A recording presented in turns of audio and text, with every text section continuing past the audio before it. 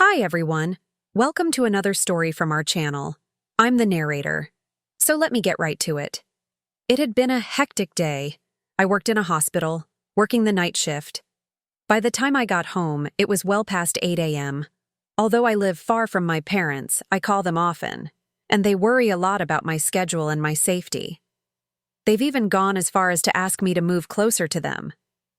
But I really enjoy where I live, and I don't want to change apartments because of my job. As I mentioned, I have a pretty strict routine.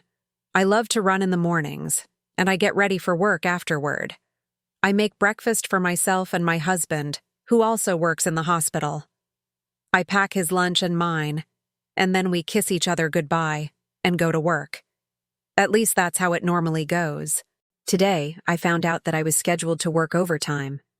My boss had forgotten to schedule some nurses, and I was supposed to cover their shifts. In fact, I didn't get home until 11 p.m. As soon as I unlocked the door to our apartment, I felt the stress of the day starting to melt away. I'd had some great news earlier, so I was feeling happy and excited as I walked in. My husband was in the living room scrolling through his phone. He looked up for a second, then went back to scrolling without saying a word. I closed the door behind me and went straight to the kitchen. I was hungry and looked forward to a nice dinner. To my dismay, all we had in the fridge was a frozen pizza. I remember thinking, oh, perfect, just what I wanted. Pizza for the third night in a row. I pulled out the pizza, and while it was heating up, I took a quick look online for recipes. I found one that seemed simple enough, and although we usually eat plain pasta, I decided to make a nice meal for myself. After all, I had a very busy day. I'd only just begun cutting vegetables when my husband yelled from the living room, "Bring the food now." My heart sank. I knew he was hungry, but honestly, it was only 11:30 p.m. Still, I finished preparing the food as quickly as I could. When I entered the living room, my husband looked up from his phone briefly and said, "What took you so long? I'm starving." Then he went back to scrolling. I shrugged, trying not to feel hurt by his attitude. I set the dinner on the table and returned to the kitchen. That's when I heard my husband get up and come towards me. "You shouldn't have bothered making dinner," he said softly, wrapping his arm around my shoulder. "It's so late. You should just relax." I smiled weakly and nodded. He kissed me lightly on the cheek, and I could smell the mint on his breath. "Thanks," I whispered. But I didn't want to relax. I was nervous about going back to work, and I needed my energy. My husband went back to the living room to continue watching TV, and I poured myself a glass of water. Suddenly he called out, "Hey, where's the remote?" Startled, I jumped and spilled water all over the floor. "In the other room next to the sofa," I replied, already annoyed. Honestly, I was tired, and it's not like I had done anything wrong. Why did he have to yell at me? My husband came back into the kitchen. "Thanks," he muttered. He was drying the floor with a towel, and I thought he was going to help me clean up the mess, but instead he walked back into the living room. At that point, I was fed up. Why was he being so difficult? I had worked a 16-hour shift, and all I wanted was to eat dinner and sleep. I tried to ignore him and ate my food, but every time I looked up, I saw him staring at me. I was about to get up to clean the floor when he said, "You haven't cleaned up the mess you made." "Clean it up yourself," I snapped. "I've had a very busy day, you know." My husband got up from the couch and approached me. "Are you serious right now? Clean it up yourself," he repeated, mimicking my tone. I hated when he did that. "Don't talk to me like that," I protested. "I'm sorry, but you're acting ridiculous.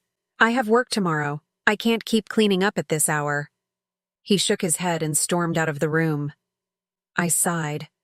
I wasn't going to fight with him. I just wanted to go to bed. I got up and cleaned the mess. Afterward, I went to the bedroom and lay down. My husband was already asleep. I was furious. I couldn't believe he hadn't helped me. We weren't even married. We'd only been together for a few months, and he already acted like I was his servant. I kept tossing and turning, unable to fall asleep. and eventually I got up and went out onto the balcony. Out of the corner of my eye, I spotted a pair of shoes underneath my window. I looked up and saw my neighbor smiling down at me. "Why are you out here? Come in," she said, holding out her arms.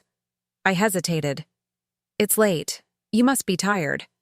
She was right, but I didn't want to go back to that apartment. Come on," she insisted, opening the door to her apartment.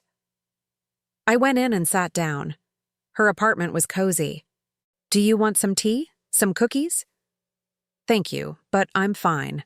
I'll be able to sleep here, right?" "Of course. Stay as long as you need to. And if you need anything, just ask. Here, you can share my bed." "Thanks. I really appreciate this, but don't bother. I'll just sleep on the couch." No, sleep in my bed." "I don't mind." "All right, thank you." I was so comfortable. I fell asleep almost immediately. I woke up at 7 a.m. The sun shone in through the windows and my neighbor was stirring next to me.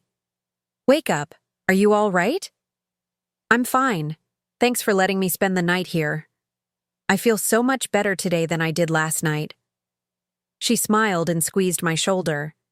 "You know, you're a good girl. You just need to find a nice guy who treats you right."